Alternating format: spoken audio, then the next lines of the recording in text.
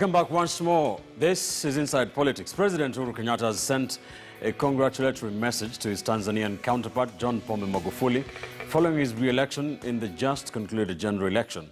Kenyatta said Magufuli's re-election demonstrates the deep love, confidence and trust the people of Tanzania have in his leadership. CCM's Magufuli won re-election with a landslide victory, garnering 84% of the vote, with his main challenger, Tundu Lissu of opposition party Chadema, getting 13% of the vote only. The opposition has described the election as fraudulent, accusing the ruling CCM party of rigging.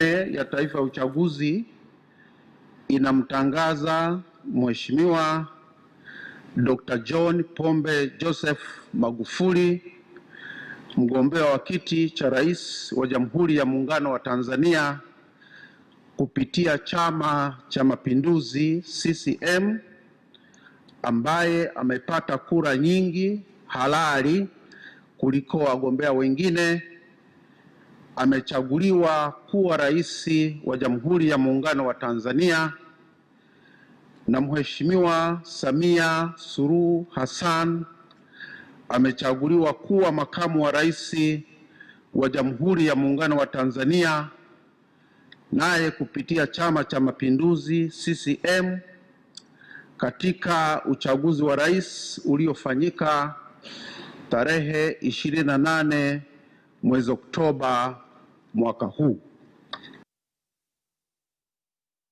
Kushiriki katika maandamano ya amani yasiyo na kikomo kuanzia Jumatatu Novemba 2, 2020 hadi hapo madai yetu yatakapotekelezwa. Naomba nirudie kauli hii kwa usahihi kabisa.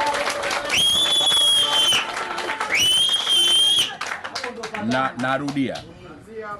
Katika kufikisha na kupaza sauti za madai yetu, tunawatangazia wanachama wa vyama vyetu, wapenda demokrasia, watetezi wa haki za binadamu na wote wasiokubaliana na uchafuzi wa uchaguzi mkuu wa Oktoba 28, 2020 kushiriki katika maandamano ya amani yasiyo na kikomo kuanzia Jumatatu Novemba 2, 2020 hadi hapo madai yetu yatakapotekelezwa. That is Freeman Mbowe, the chairman of the main opposition party Chadema, who was also a member of parliament for Hai in the Kilimanjaro region, who has lost his seat, calling for peaceful demonstrations. Chadema has called for peaceful demonstrations against the presidential election results. We have been keeping an eye on that. Remember, in Tanzania, you cannot contest presidential election results in court. Let me begin with you, Dismas Makua. What is your analysis of the presidential election and the general election, basically the entire political and democratic space in our neighbors Tanzania? In my view, it's a very sad day for East Africa because the elections in Tanzania confirms that Tanzania is a one-party dictatorship. Because when you're looking at a presidential election, a good presidential election where there is freedom to do campaigns, where there is freedom to air divergent views so that the voters take a position, you cannot win by 84%. In any election that it's what it's sold, you're supposed to win by 51% and then the loser gets 49%. What if you're so dominant as a political party and the other parties are weak? You can win by whichever margin, don't you think? Well, then we need to ask ourselves, what is the reason as to why the other political parties are weak? Because as soon as John Pombe Joseph Magufuli took over as the president of Tanzania, he ensured that the opposition had no breathing space. He actually stepped on their toes and he stepped on their necks. They were not breathing. There is no free media in Tanzania. The opposition leaders did not have the opportunity to engage in fundraising. They didn't have the opportunity to engage in campaigns. And for me, I commiserate with President Kenyatta that he has to send this message of goodwill and congratulations as a head of state. But when you speak to people in Tanzania, they're bleeding. Even in Kenya, the highest a president has ever won in the presidential election was Mwai Kibaki, and he got only 62% 2002. He did not get 84%, he did not get 98%. And in my view, people of goodwill. People want East Africa as a federation to make progress. People are interested in bilateral and multilateral trade. They must go to Tanzania and repeal that relevant part of the act which says that upon their electoral body declaring somebody a winner in the presidential election, that is final. Because for Tundu Lissu and company, if they want to express their divergent views, they don't have the opportunity. And you are told that the only time you can make your protest known is before the announcement. But how do you know what the body is going to announce as the winner? So as it is, when the electoral body and the state work in cahoots, then democracy is suffocated. And in my view, we need to get the East Africans of goodwill and the international community to call President John Pombe Magufuli out, and we tell him that this is not democracy, this is not acceptable. Because what are Kenyans' selfish interest in this election? We want to be sure that when Kenyans go to do business in Tanzania, they do business in a country that respects the rule of law and order, where the judiciary functions. But now it seems the case that whatever the State House decides, whatever presidency decides, it goes. So it's really a sad day for Tanzania and East Africa as a whole. All right. Husband Owila, let me give you a scenario. 84% of the vote went to John Magufuli. Tundu Lissu, the main challenger, only got 13%. Most of the Chadema or other opposition seats in parliament went to CCM, including some of the leading lights of the opposition, including the Freeman Boy, the chairman of Chadema, who has been the opposition leader, really, in parliament. Zito Kabwe, the SET was a Lendo leader, also losing his parliamentary seats. Halima Mdee, one of the fierce opposition leaders in that country, also losing her seat in Kawe in Dar es Salaam. What do you make of that and all these allegations by the opposition and also observers, including the EU, who have been speaking in low tones but raising some issues about the elections?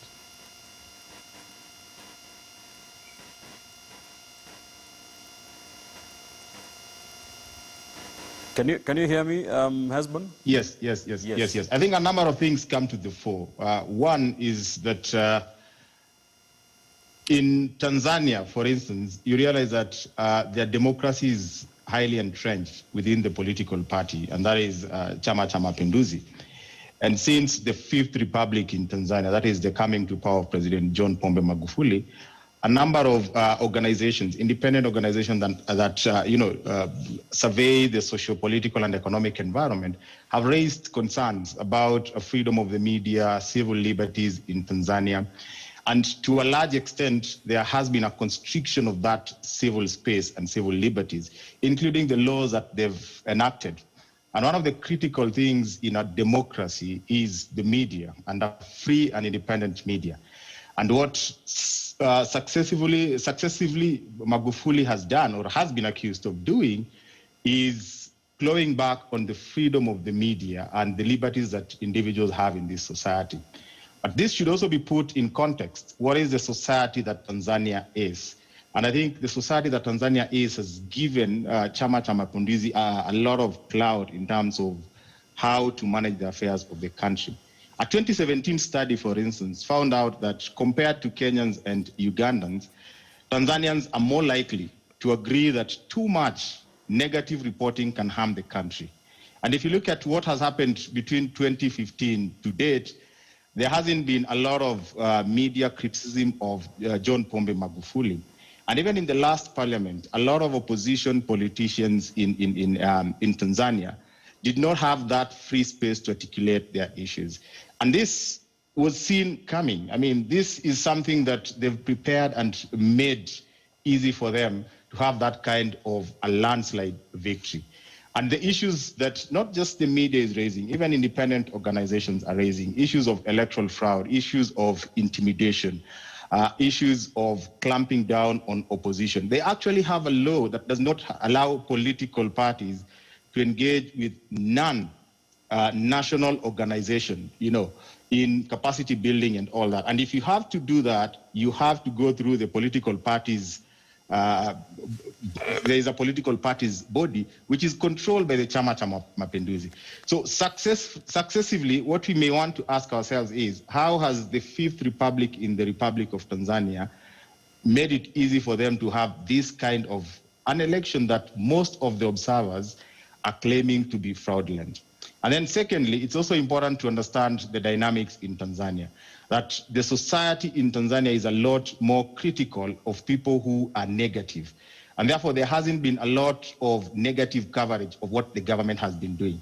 But lastly, there are a number of things that John Pombe Magufuli has been doing, which probably has not been working so well with the political class, but has been resonating very well, with the majority of the common mwananchi. So if these factors are put into place, then we can see to what extent is it a question of mwananchi giving him the mandate, and to what extent is it a question of him just having too much of a cloud and to frustrate any dissenting opinion. All right. Mark, many people saw for a long time Tanzania as an oasis of peace and political stability. A lot of political scientists, even here on the show, have compared us and Kenya's so-called weak political party system to Tanzania in terms of the party CCM and its structures and all that. But that seems to be changing. What is happening in Tanzania? Ben Kitili, let me first say that I have lived and worked in Tanzania. I have worked with the political establishment in Tanzania, so I have a lot of inside information on how Tanzania is. So straight off the bat, I will tell you there is no way that Chadema party controls less than 20% of the Tanzanian population. The popularity of Chadema in Dar es Salaam alone is well known. Ben Kitili, I have personally attended rallies, personally worked with a lot of the political class in Tanzania, and I can tell you for free at any given time, CCM at most has 60% of that vote. Now, why am I giving this background? Because it is critical to understand that John Pombe Magufuli has turned Tanzania on its heels. How do I mean? Number one, we need to understand that he has curtailed media freedoms by a mile as compared to Mwinyi, as compared to Jakaya Kikwete, who was there before him. He has completely destroyed the independence of the media. On top of that, he is the only one who has arrested and put in jail a large number of political players in Tanzania under the guise of fighting corruption. But also, we must understand that John Pombe Magufuli is today being accused by the IMF of cooking economic figures. What are the indicators that he is doing so? How can he claim that his country is growing economically, percentage-wise, when you look at the tax income reducing year on year since he became president? Look at the port of Dar es Salaam. Why are many of the companies which were using the port of Dar es Salaam coming to Mombasa? So what is happening now, my dear friends, is that number one, we are seeing the beginnings of a dictator.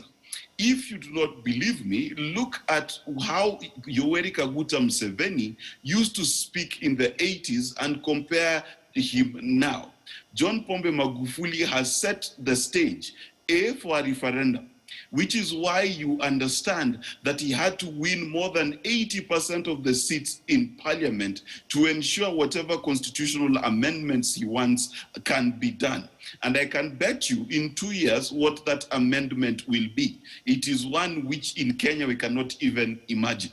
So I can tell you for free that the difference between when I used to go to Tanzania 5-6 years ago and the Tanzania I went to visit last year, where even the taxi man was afraid to mention the name John Pombe Magufuli, I can tell you without fear or favor that the only democratic country left in the East African region happens to be Kenya, like it or not. All right. Very quickly, 30 seconds only. What I want to allude to what you spoke about, the CCM's dominance and Chadema's under par performance. Could it be because Chadema has been without a leader for a long time due to Tundu Lissu's absence in the country to, undergoing treatment, as compared to 5 years ago when you know, we had Edward Lowassa leading the entire opposition. Ben, you know, if you understand the history of Chadema and even how Freeman Mbowe worked very hard to put that party together, you will understand it is not a party like we have here where a party is led by an individual.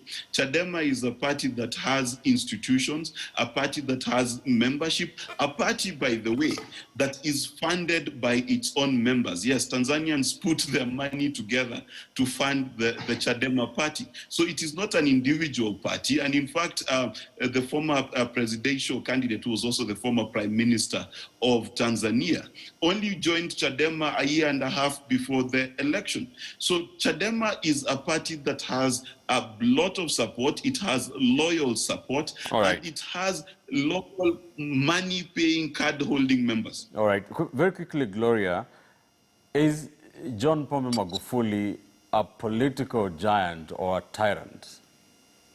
No, I tend to agree with Mark Bichachi on this one, because the first thing is anyone who's shutting down the internet so that he can ensure that information is not passed to the voters has already lost that election.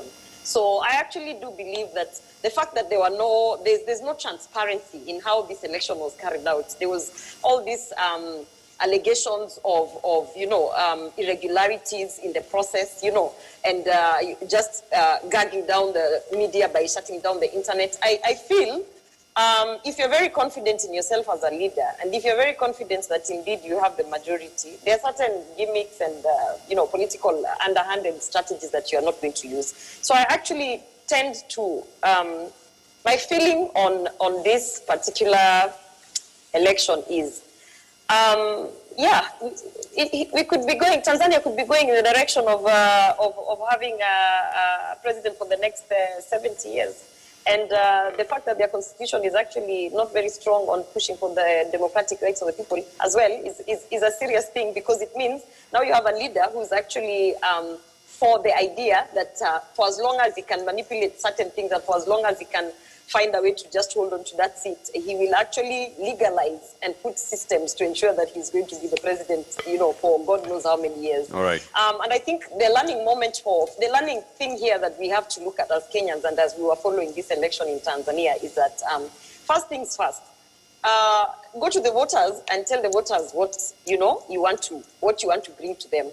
But also understand that the moment you're going to have irregularities within campaign, in the process of, because we've already started as well here, where we have certain parts of the political divides being allowed to gather, well, the other ones are not being allowed to gather. So the moment you tamper with that transparency, the moment you tamper with that equal and fair, a fair platform for every other candidate to come and sell their story, then of course there's definitely going to be a point where the people are going to say, no, we don't accept the results, which is what you're now seeing in Tanzania.